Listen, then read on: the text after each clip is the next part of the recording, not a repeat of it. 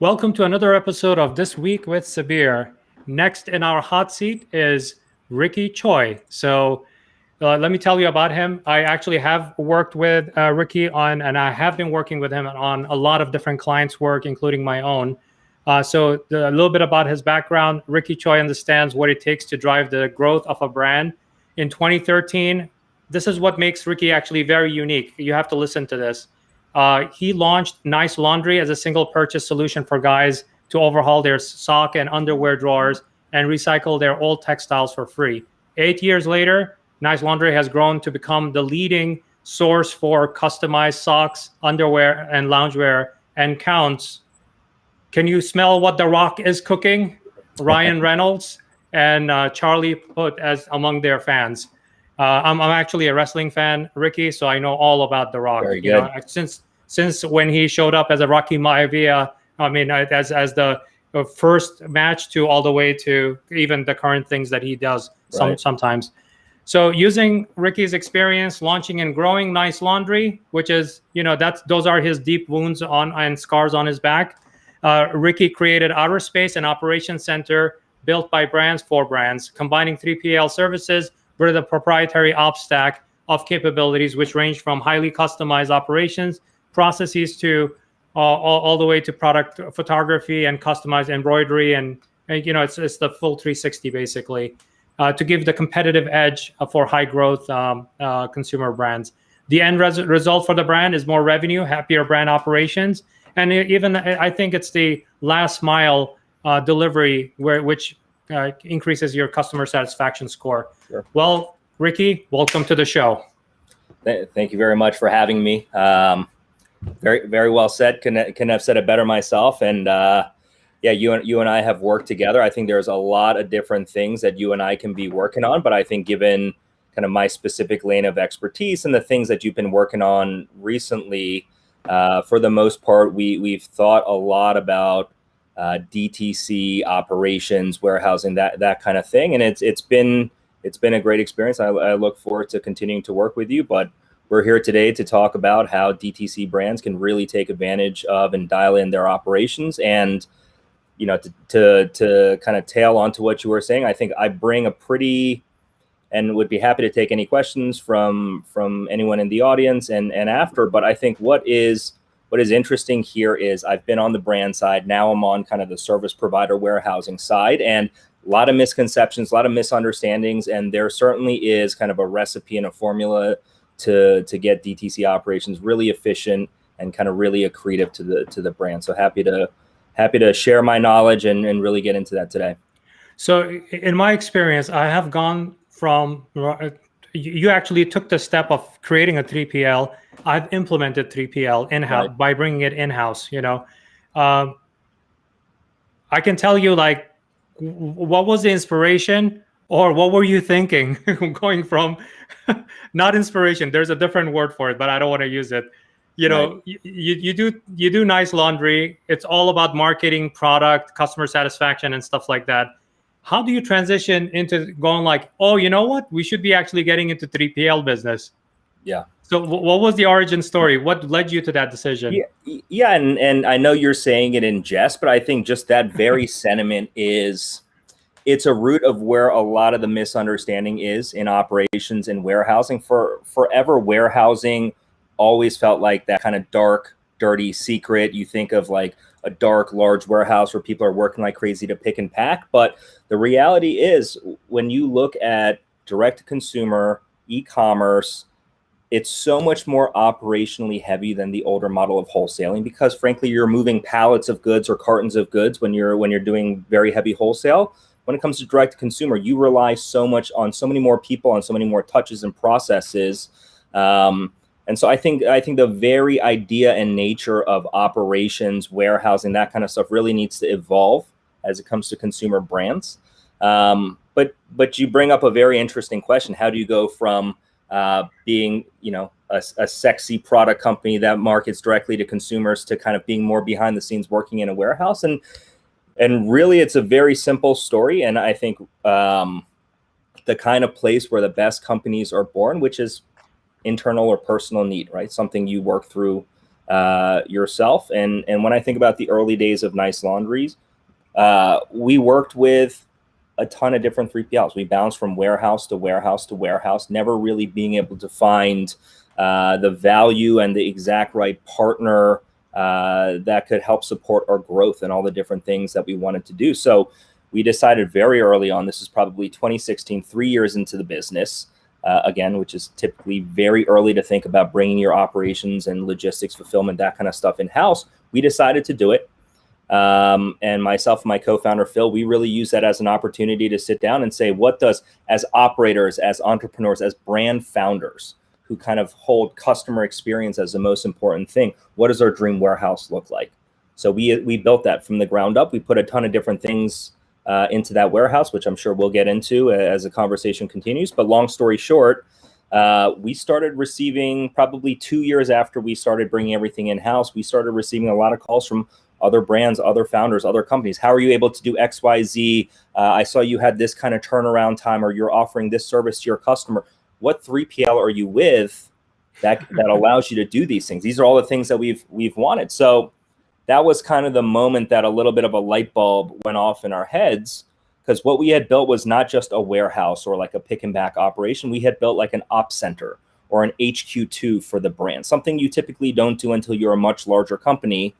And we really saw the benefit of that. And we had more and more brands reaching out to, to kind of tap into those services and come in. And we said no for the longest time because we had just built it for ourselves. But finally, we at the end of the day, we're just very passionate brand guys. And we saw the inflection point in Nice Laundry that this was able to drive. So we said, you know what, let's go do this on a bigger scale, and let's kind of democratize access to this like ops center concept to more and more high growth brands. So really that's where it came out of.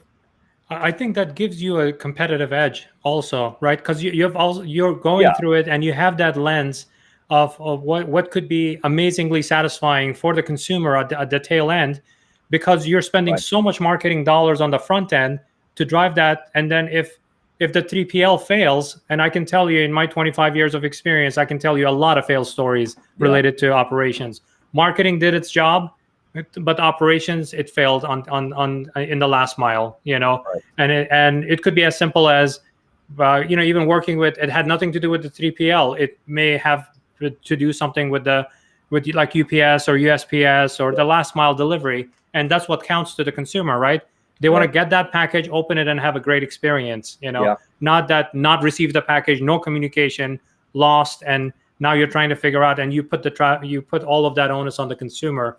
To figure it out, Yeah, that's exactly right. And the consumer, the end consumer, they don't know what was the warehouse versus the brand versus the carrier, right? They see it all as kind of one transaction. It's you, the brand. Exactly. Ultimately, it ladders up to the brand. So I think, look, whether you work with someone like an Outerspace or you work with any other 3PL, I think the most important thing, at least to open up the conversation when you're evaluating different operational partners, is to make sure they actually understand what you're doing, right? I think some good questions to ask are, how did you get into this business? Because most kind of e-commerce 3PLs today, you look 10 years ago, 15 years ago, they weren't doing e-commerce 3PL. They were maybe cross-stocking or doing some other part of the operations value chain. And it's important to understand the DNA of anyone you work with, because frankly and quite simply, they're either going to get it or they're not going to get it. And you're going to end up paying for it, what they don't get. Absolutely. As a brand. So let's kind of back it up a little bit, because you talked about the Nice Laundry. You were doing it yourself. Then you were doing it with 3PL. You brought it back into yourself. Let's talk about the full fulfillment lifecycle of a brand, right? Especially most people who consume This Week with Sabir are entrepreneurs, a good majority of them. And this is a pretty good topic, because they might be really good at producing a product, or they might be a great marketer. But when it comes to operations, it's just completely a black box to them, right? So let's start from, I like a Shark Tank entrepreneur, right? Yeah. That's a good place. That's a good definition of a starter entrepreneur. Right. Let's say we start there and we go to scaling the business. What is that life cycle and stages look like? And when should we be deciding on how to upgrade to the next level? as Yeah. we're going through that? Yeah, that's a fantastic question, and one definitely that I can tell has some scar tissue behind it and some personal experiences as well. I think up to the Shark Tank level, right? And the Shark Tank level can be very broad, right? But let's consider you're just starting out. It's you and your partner, or maybe it's just you solo.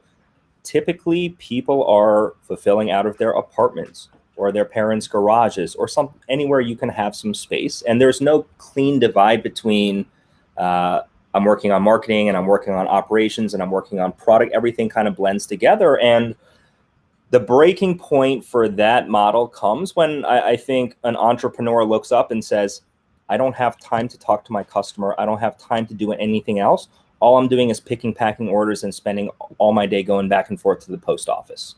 So that's when I think a lot of people start looking at, okay, I need to bring on someone who can handle this for me. And you're not sophisticated yet at that point. You just want a solution. So you're not running an RFP process. Typically, you're not hiring a consultant. I think what most people are doing is they're Googling around and they're trying to find a local, kind of what we call a mom and pop 3PL, which is a single location 3PL. They've been in business for a long time. They're down the street. So there's some level of comfort that this is still my baby. I want to be involved, because you can't go from I'm involved in everything to I never see it anymore, right? People want that safety blanket still.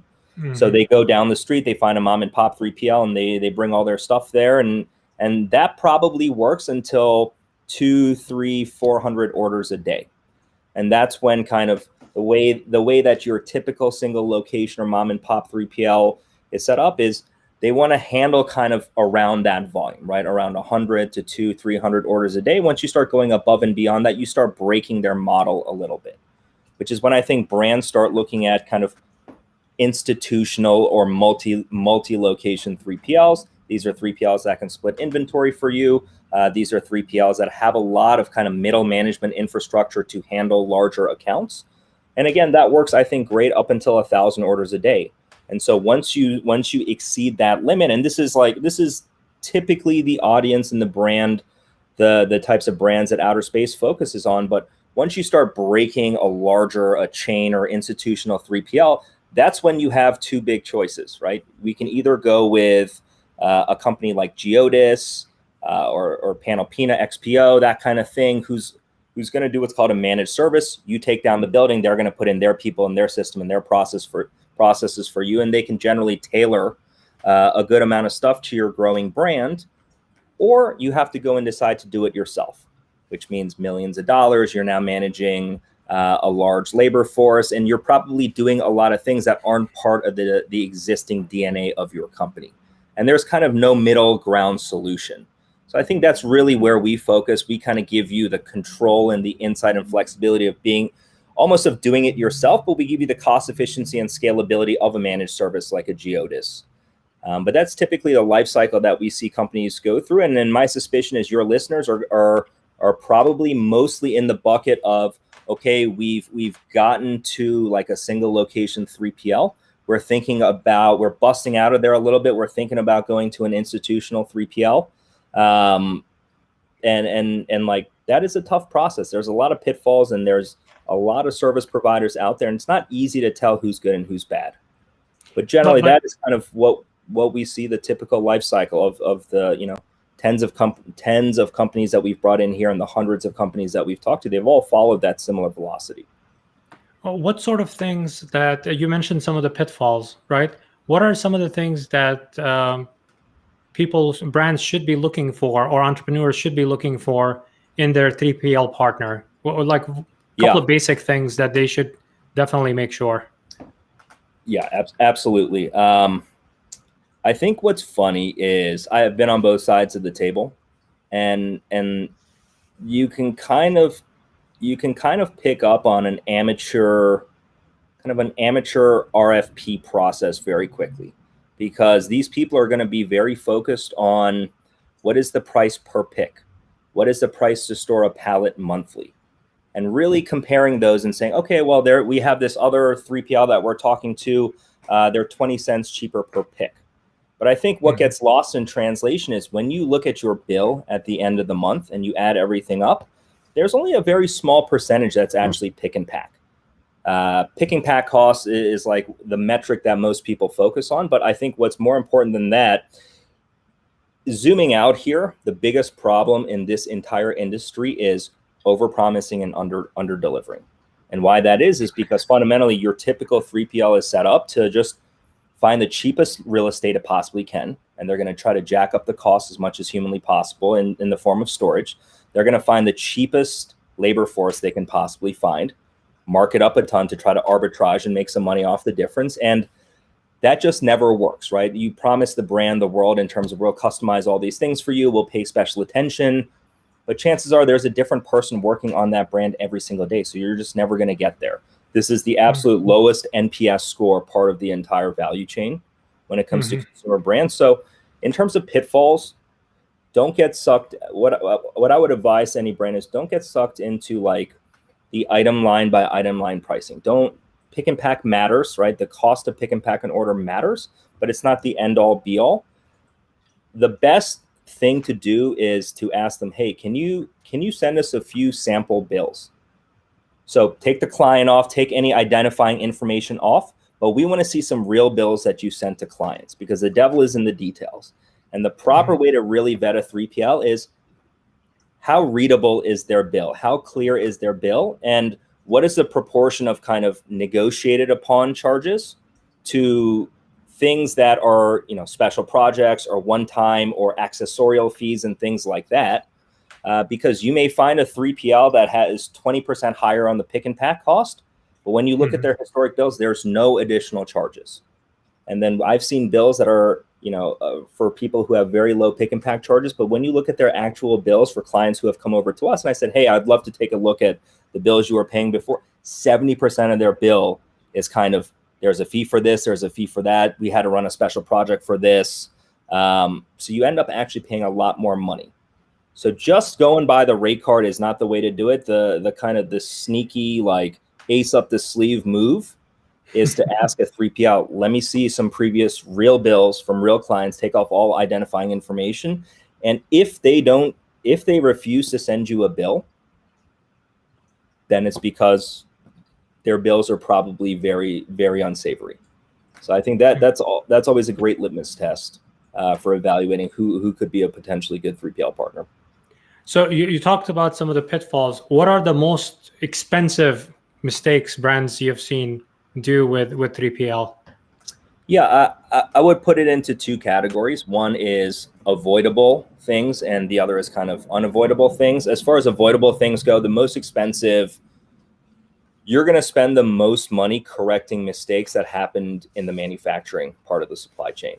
So whether things are labeled incorrectly, boxes aren't packed well, there's defects or errors, something wasn't tagged, it is incredibly expensive to pay a warehouse to correct those things because it's not a part of their normal process. It's what they call a special project. They have to get a team together. They have to scope it out. They're not going to be hyper efficient at it, but you almost have no choice. Once the product lands, let's say you manufacture overseas in China, once it lands in the US, who else is going to fix it? You're not going to send it back to China and have them fix it. You're not going to bring in just a complete third-party team at a space that you've rented out to fix the mistakes. You're going to have to ask your warehouse to do it. And I think that's one thing. And we've seen it a lot when brands switch from doing it when they're small in-house themselves and then they go to a 3PL. There's a lot of things that they took for granted that they would just do on their own time that now they're at a 3PL, they're going to be charged for. So making sure you're receiving, your products are labeled correctly, and you're following all the guidelines of the 3PL, that's how you're going to eliminate 20% of the cost off the bat, because that's a very expensive thing to do. And then as far as stuff that is not necessarily in the hands of the brands, it's making sure you're keeping your 3PL partner honest, making sure you're auditing bills every now and then, and making sure that things line up. Because, even at Outerspace, in any given month, we have over 1 million data points from any of the brands that we work with, every label printed, every product that was scanned, everything that was moved around. And sometimes things can happen from a billing perspective that don't line up all the way. Now we have kind of 3 steps of auditing for our bills, but I would be lying to you if I didn't say that, hey, here and there something kind of slips through, and as soon as our brands find it, we make sure that we do the right thing and we make the adjustment, but not everyone does that. Not everyone does that. I think one of the advice I would give from my experience is that knowing your 3PL, how they do during high holiday times, Mother's Day, especially during Q4, right? Yep. And how do they scale? Because a lot of businesses, if it's consumer facing and they are holiday seasonal brands, your business, if it was doing 1,000 orders on a regular day, is going to do 10,000 orders on a Cyber Monday or Black Friday. That's a pretty typical thing if you have scaled the business in the right way. Yeah. You want to make sure that you ask that critical question from the 3PL. How did you do? And what was your normal output? And what was your output during Q4? And what was the kind of a delay that you experienced? Because that could lead to a gigantic expensive mistake where you have to start refunding people, consumers. Yeah. So that's an interesting point you make. And the right question to actually ask there is not what was like your on-time shipping percentage during holiday, because they're going to define a package shipped when the label is printed. Mm-hmm. And like most warehouses do an okay job with that. In last holiday, we were able to actually hit all of our holiday SLAs down to every single kind of carrier service, but I think most warehouses weren't. But besides that, usually people understand and get through the pick and pack stuff. Maybe it's a little bit delayed, but the right question to ask the 3PL is, what did your carrier pickup on-time percentage look like during holiday? Because you can pick and pack and have the boxes ready to ship. If you're not going to get a pickup in 2 or 3 days from USPS or UPS or FedEx, because as a 3PL, you haven't projected the amount of capacity you need from the carrier as well, it doesn't matter. That package is not going to get into the mail stream for 3, 4, 5 days after it was picked and packed, and good chance it might miss the holiday shipping cutoff deadline. So I can tell you to ask is carrier pickups. Yeah, actually, because of the situation we're living in right now, by the way, that's what people told me to use from now on, the situation we're in, not the exact words, Sure. Last holiday season, I think because of that situation, we had issues with UPS and FedEx pickup times. If you didn't didn't plan it well, or you were not at the top of the packing order, I guess, with the carriers, your packages were not picked up on time. Even though you may have had it ready on Monday, it may have gotten picked up the following Wednesday because the capacity was not there because of the situation we're living in right now. Yeah, we are close with a warehouse that's not too far from us. They ship on average probably 100 to 200,000 packages a week. And holiday last year, they had mismanaged their projections, and they were only getting 1 pickup a week. Wow. From a major carrier. So the net effect was, by the time the holiday cutoff rolled around, probably around December 20th, the ground cutoff, they had a 6-figure amount of packages that had not entered the mail stream yet. So that is the critical piece, in my opinion. Now, one of the challenges that I see happening, because it's consumer expectation, right? And who's setting the consumer expectation? I'll give you examples, right? Amazon Prime sets the expectation that you should get your package in 2 days, right? Right. In some markets, it's even same day or 1 day, right? And Instagram sets the expectation that your attention span is 1.7 seconds, and you could just ignore it, or and other apps are similar to that too. Right. So when it comes to this expectation of 2-day delivery, and you know the costs of shipping, whether it's USPS, FedEx, or UPS in the United States, 2-day shipping is expensive, right? And that has kind of become the norm. And then we're moving more and more towards 1 day, or even the drivers, right? The driver apps like Uber does the pickup, or DoorDash or something like that from your warehouse to do the delivery same day if you're in the same zone or area where it could be picked up. Sure. What are your thoughts on that? Like how can brands manage that cost and also compete with consumer expectation, because it's already have been level set in their minds of when they should be receiving things? Right. The very big question, right? Very big question. And I no doubt have some hot takes around that. I'm going to split it into some smaller questions. So first of all, around 2-day shipping, how important is 2-day shipping? My hot take is it's not that important. And here's why. I think increasingly, and especially during and throughout the pandemic, what are people for the most part buying on Amazon? Majority, right? You are buying things like toothpaste or light bulbs, maybe even toilet paper, right? Things that are replacing a trip to the drugstore or the grocery store. Things that when you're out of, you need on a very fast kind of turnaround time. So like it makes sense. You want 2-day shipping on like essentials and stuff that's replacing like a quick trip to the store.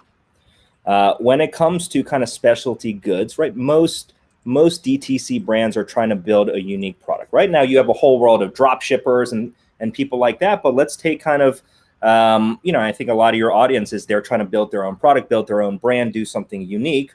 When it comes to a specialized product, I think people are willing to wait a little bit. There is a reason why people may place an order directly from Nike.com to get the real deal sneaker instead of buying the knockoff on Amazon that can maybe arrive to you the next day. You're willing to wait. So I think customer tolerance for shipping time is proportionally mapped to the category of product that it's in.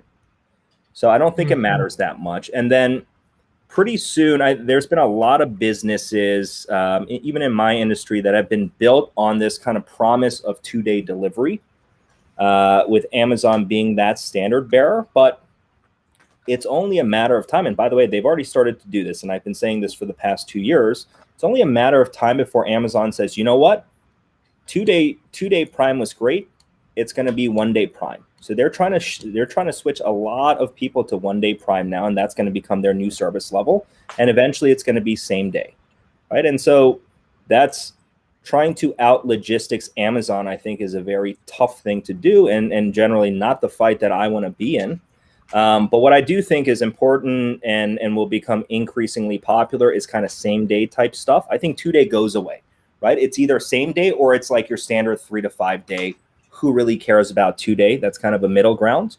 And I think same day is going to be accomplished through a combination of kind of like on-demand delivery services, people who are almost like Uber drivers who are signing up and they're dropping off packages, in combination with using existing final mile logistics providers, and something that became very popular and almost normal during the pandemic, which is buy online, pick up in store, buy online, pick up at a physical location. I think that's become a part of the zeitgeist today, and I think people are okay with that. So my prediction when we look at the shipping landscape in 24 to 36 months, 2-day is always going to be there, but I think it's not going to be very important. It's either going to be 3 to 5 day, or it's going to be kind of same day, and that's kind of where I think the bimodal curve is going to go. Not to mention, 2-day and next day is extremely. Any way you slice it, it's terrible for the environment. The environmental impact is very big there, whereas just majority ground services like that kind of are more on your 3 to 5 day shipping schedule are much more eco-conscious and efficient when it comes to that as well. In any company, you usually have two forces like butting heads constantly, right? Sure. The VP of marketing. By the way, when I say these titles, I don't believe in titles. If you're an entrepreneur, listener, if you are an entrepreneur, you have all the titles. You're wearing all the hats yourself. That's right. But let's say the role of a VP of marketing and a role of VP of operations. How do you balance optimizing efficiency, which is operations, to a unique customer experience on the marketing side? Yeah, I mean, I don't think those things need to be mutually exclusive.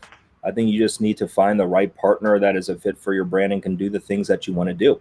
If I'm an electronics company and I manufacture a product overseas and it arrives to the United States completely sealed in its final packaging, and it's what we call quote unquote slapper, because all you do is you take that box and you slap a label on it. You don't need a high touch or kind of like a high value 3PL. Anyone can kind of plug and chug through your orders.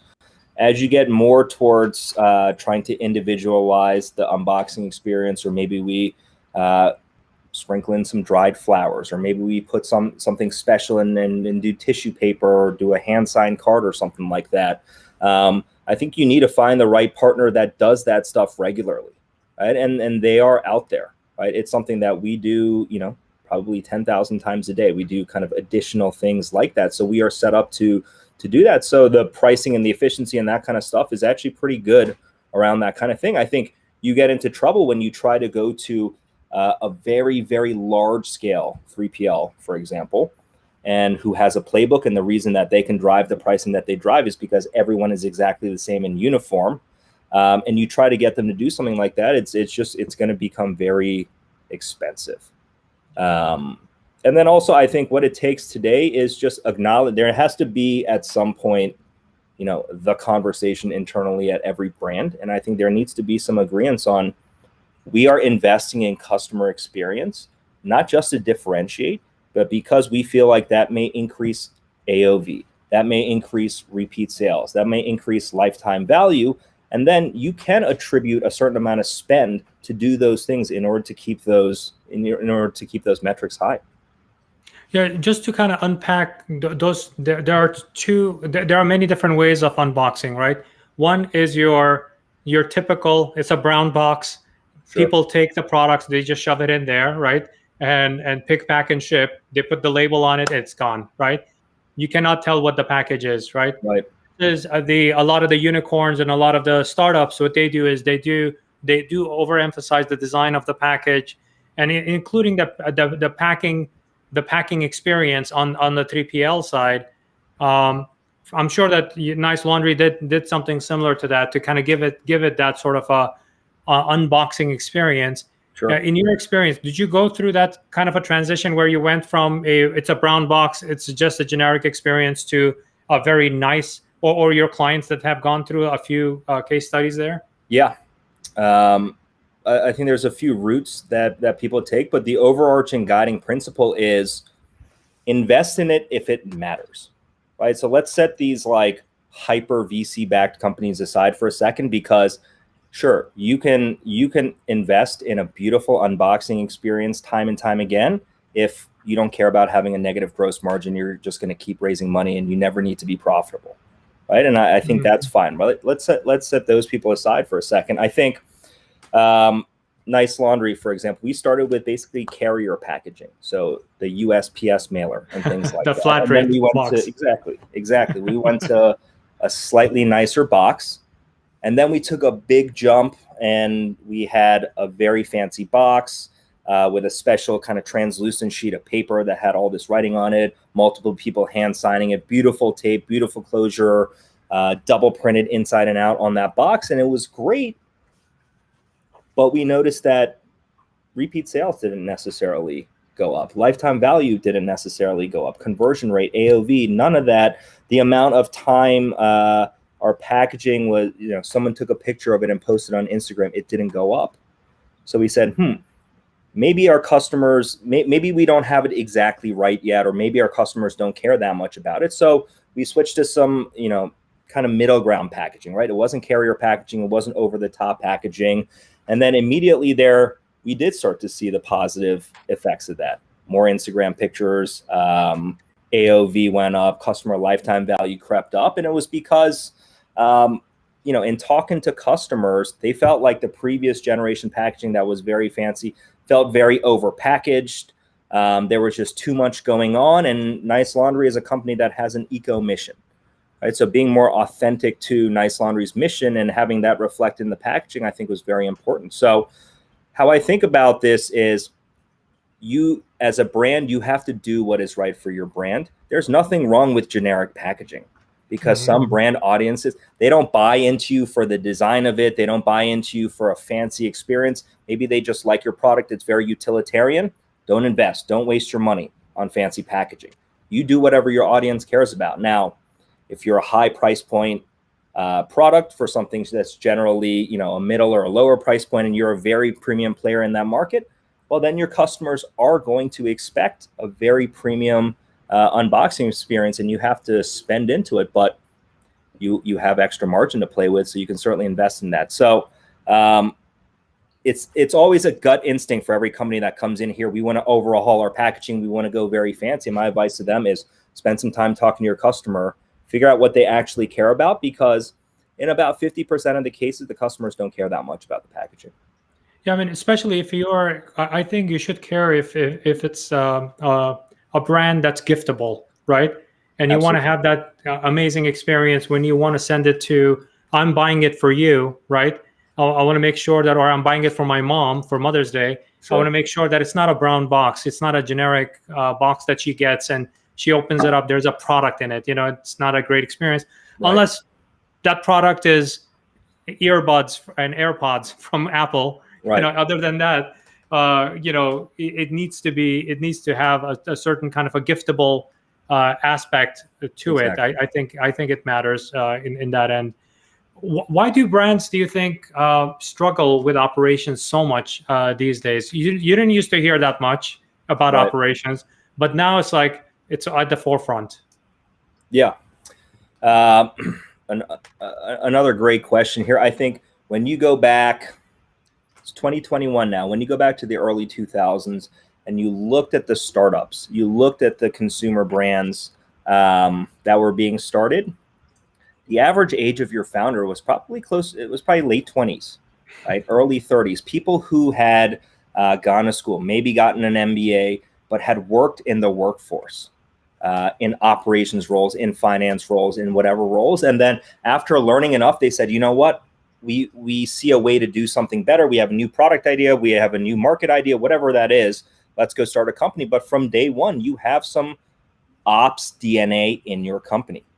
Mm-hmm. Fast forward to today, even going back 5, 6, 7 years, the average age of your founder has skewed lower, skewed younger. People are starting companies right out of school.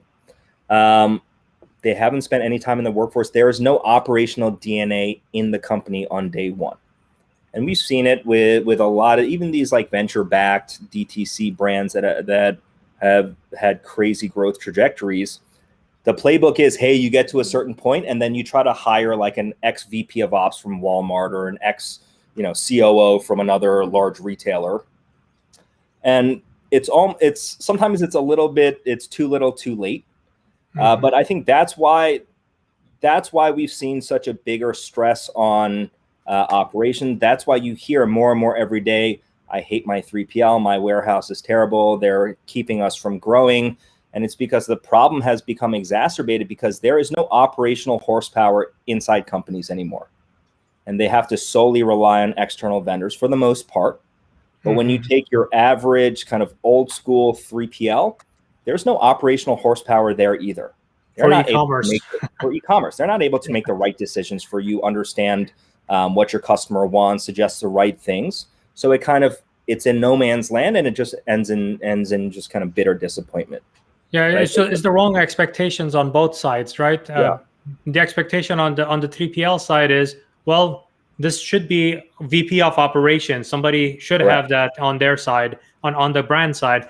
And the brand says, well, they are a 3PL partner. They're supposed to give us these ideas. No, going back to what you talked about, the billing, you hired them for pick, pack, and ship, when you hired them. Right. You did not expect this consulting or free consulting or something like that to come from that experience. Exactly. Because the expectation was not the right expectation from the get-go. And they may not have the expertise on their side to actually handle this sort of a thing, that you're looking for growth strategy help, there. Yeah, and I'm sure you've seen it yourself as you've been a part of these kind of transitions and implementations. There's, on a daily basis, the warehouse doesn't understand what the brand wants, and the brand thinks that it's on the warehouse to get it done, and no one gets it done, right? Yeah, even internally, even if it's an in-house warehouse, where your own teams are doing. I think miscommunication is at the top of that list, I believe. Yeah. Across the board. I don't mean just 3PL. It could be even in-house. Just miscommunication, I think, causes a lot of that issue. Right. We should dig into that. But before we do, actually, one question that keeps on coming up, right? Sure. These brands, when they are growing, like let's say, the Shark Tank entrepreneur that we talked about earlier, right? They get some sort of funding. I mean, recently they started doing more e-commerce and DTC and stuff, but in the past, there was one of the big retailers. They would like to get the product into that retail shelf, right? And then as this business grows, and I kind of asked this question about the fulfillment model. Now I want to talk about inventory side of the equation, right? When you start up, you're taking your inventory, putting it on a pallet, and you're sending it to retailers that are buying it for you. These could be mass chains, mass retailers, or even specialty retailers. You're still shipping a whole bunch of goods to a distribution center somewhere, right? When that business decides to do D2C or any of the other consumer marketplaces, they go through a transition. And the one key question that keeps on coming up is, how do I split my inventory, right? Sure. Do I do allocation, meaning that do I allocate a certain number of units towards D2C or versus retailer? But what happens in that scenario? The intentions are good, but that big order comes in from that big retailer, and it wipes out D2C altogether, right? So what are your thoughts on that? What are some of the strategies that you recommend entrepreneurs or brand owners think about when it comes to kind of inventory management, inventory allocation, splitting the inventory, or having one giant inventory and then whoever comes first takes it? What are your thoughts on? There are different models there. What are your thoughts on that? Yeah, I think the idea of splitting inventory is like this old school thing, right? It comes from maybe you're a brand that's been around for a long time, has primarily been wholesale. Now you're going into e-commerce. Well, chances are that warehouse that has supported your wholesale activity for so long can't do your e-commerce. So you now need to find a different warehouse and split it and do your e-commerce at a different warehouse. And thus, now you have to physically split your inventory, which creates a lot of nightmares. Or it's the other way around. We started off as an e-commerce company. We've now saturated our cheap CPA audience out there. So we now need to look into omni-channel and bring on some retailers. But our pick and pack, which is primarily focused on e-commerce, says they can do wholesale, but they suck at it. So now we need to find a wholesale specific warehouse. And again, you have to physically split your inventory. My advice is to never do that. And it's a little bit of a cop-out answer, but there are 3PLs, there are operational partners who are good at doing both. And then all you have to do is kind of virtually split your inventory. Now inside your inventory management system, you just earmark, hey, this is for wholesale, this is for e-commerce. So send those numbers up to their respective order sources. But if you get a big order from a wholesaler, you don't need to physically move around any inventory. All you do is now you just move that bar over a little bit and you virtually earmark a little bit more for wholesale, and then you take some away from e-commerce. So my advice is, if you're not in the mess already and you're thinking about increasing sales channels and it looks like you're going to have to physically split inventory, find a different warehouse. Find a warehouse that can do both for you. And then when it comes to splitting inventory across the country to get 2-day shipping or 1-day shipping, very easy rule of thumb. If you have less than 250 SKUs, do it. If you have more than 250 SKUs, then you can also do it, but it's going to end up costing you more money to split your inventory on a regular basis than any sort of cost savings you would find in kind of closer shipping zones. What are your thoughts on where that geography should be?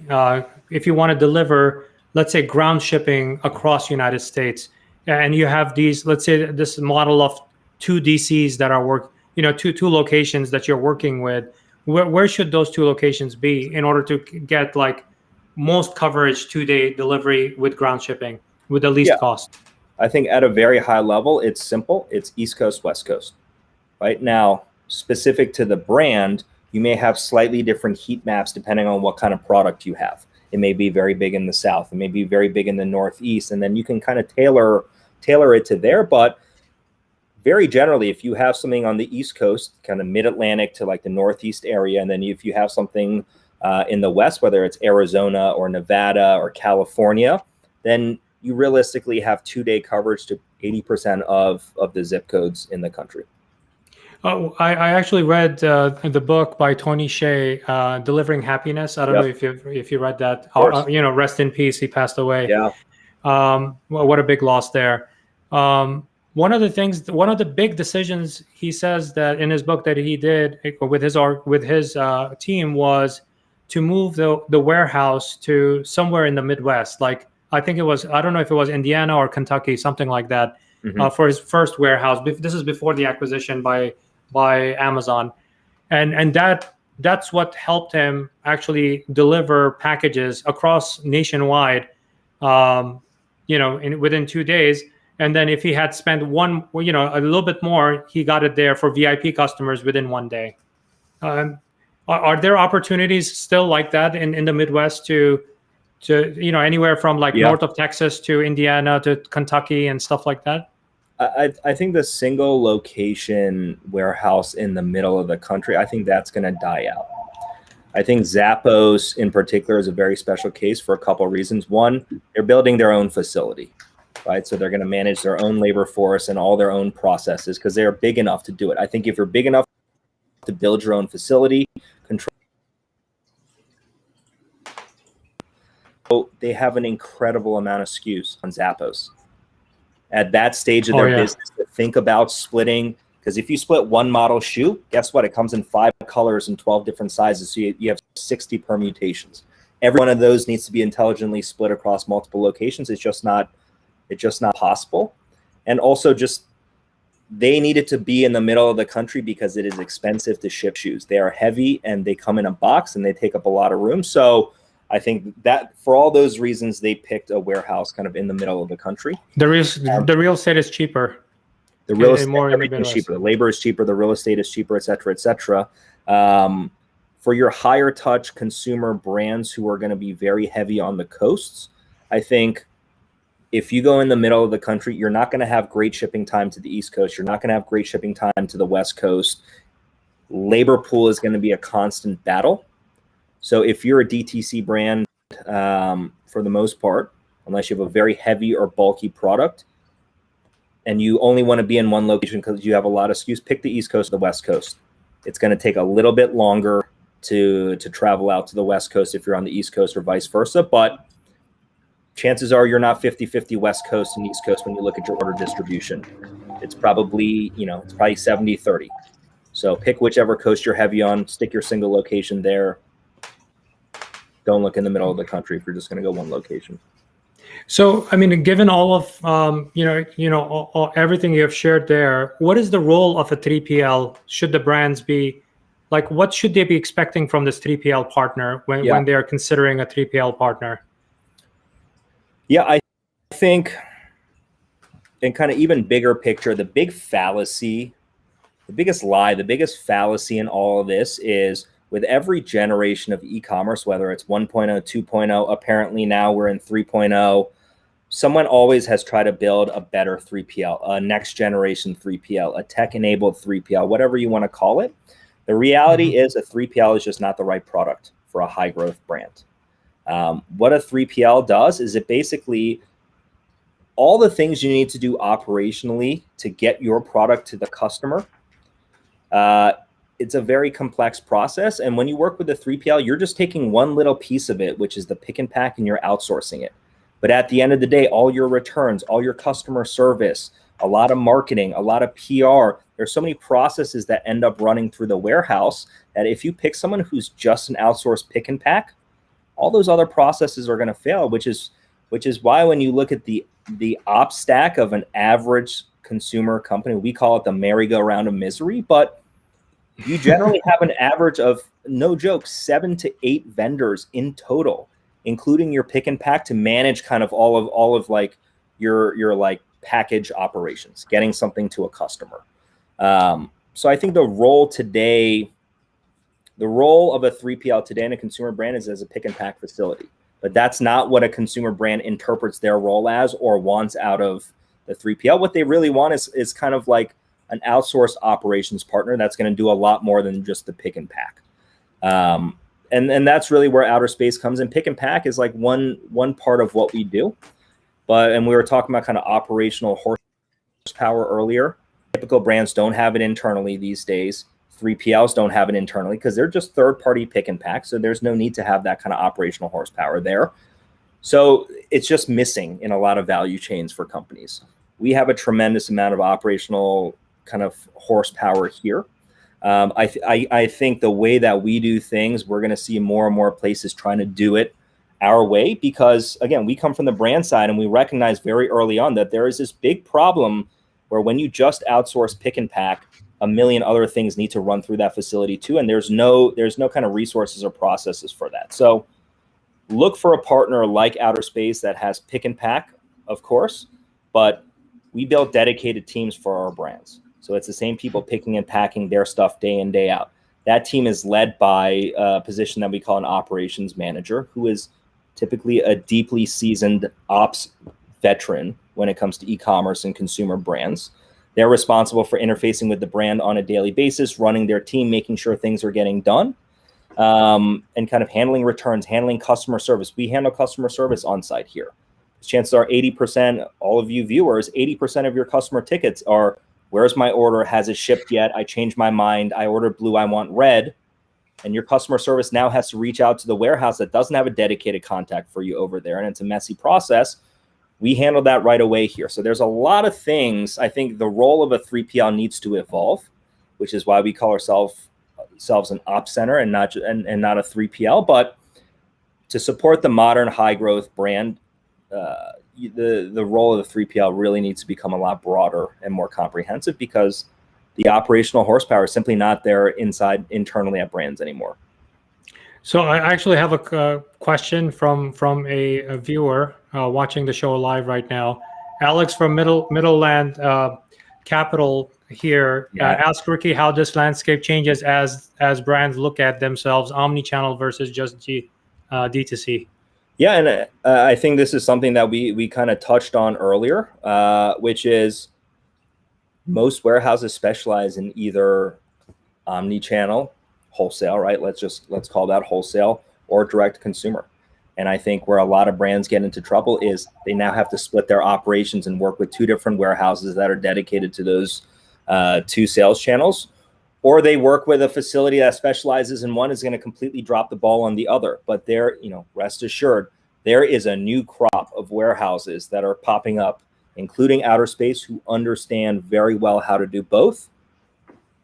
Find those warehouses. We could talk for hours about how to retrofit a solution onto a warehouse that doesn't really know how to do it, but it's a waste of time. Find a warehouse that knows how to do both. Very cool. Now, I touched on the Q4 earlier. Just want to get your thoughts on how can the brands actually avoid that sort of a situation. Yeah.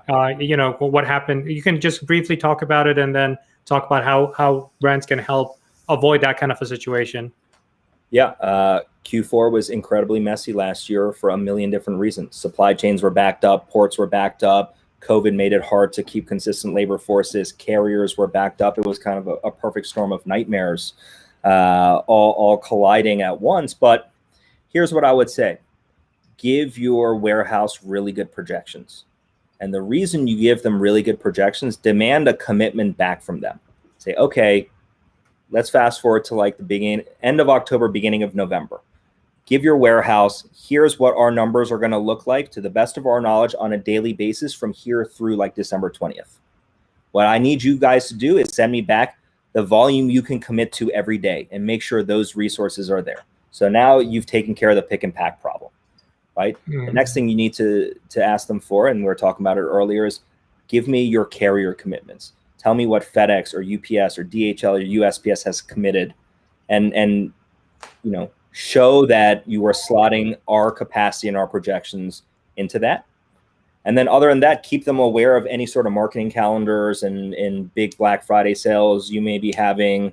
And also try to, I think holiday is the time where brands have a lot of special requests and last minute projects and things like that. If you want them to continue picking and packing your stuff and hitting the numbers that they've committed to, don't ask for any of those things. It's a very simple recipe. Give them good projections, understand their carrier commitments, keep them abreast of all marketing, and don't ask for any last minute or special projects. And if they still can't get it right, then, it's probably time to move. Time to find another partner. That's right. Well, Ricky, thank you for sharing all of your insights into 3PL and managing your order fulfillment and everything. So what is your number one $100,000 expert insight into this whole world of 3PL, order fulfillment, exceeding consumer expectation. Yeah. What is your number one advice to whomever is watching this right now? I mean, if you want the $1 million insight, it is... You're a rich man, man.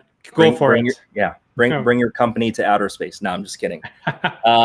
By the way, to be serious, that's a very good advice. I'll back it up. Thank you. I'm biased, but you're not getting out of this question that easy, though. Yeah. I think the perception of logistics operations needs to change. For decades, it's always been it's a necessary evil. So I think people are only willing to invest in something that's a necessary evil so much, right? It almost feels like insurance. We got to buy it just in case, right? We have to have a pick and pack facility. They got to be able to do what they do. But the very landscape and the nature of it is changing. Operations is, as a consumer brand that sells a physical good to a customer, operations is how you service your revenue, and operations is how you keep your customers coming back. Right? Most companies are product and marketing companies these days. They make a good enough product. They're very, very good at getting that first purchase. Mm-hmm. Once you start getting to the point where you're a mature enough organization to start thinking about how do we increase lifetime value, because most companies aren't thinking about that on day one. They care about CPA. They care about conversion rate. Once the discussion starts shifting over to how do we keep lifetime value high, how do we increase the frequency and of repeat purchasers? That's when you really need to look at operations. So the $100,000 piece of advice here that probably will turn into some magnitude more of that is think about operations as a direct link to customer lifetime value and servicing your revenue. It's not a necessary evil. And then once you create some benchmarks, think about where you'd like to get your customer lifetime value and figure out what percentage of that you can invest into better operations. Amazing. Yep. Well, Ricky, thank you for being on the show and sharing all of your insights. Really appreciate you, man. And being a great partner also to all my clients and even for my own products, Yeah. So thank you for being on the show and sharing your thoughts here and your insights. For sure. And looking forward to continuing to work with you. Amazing. And thank you, audience, for tuning in and listening to this masterclass by Ricky. Thank you, everyone.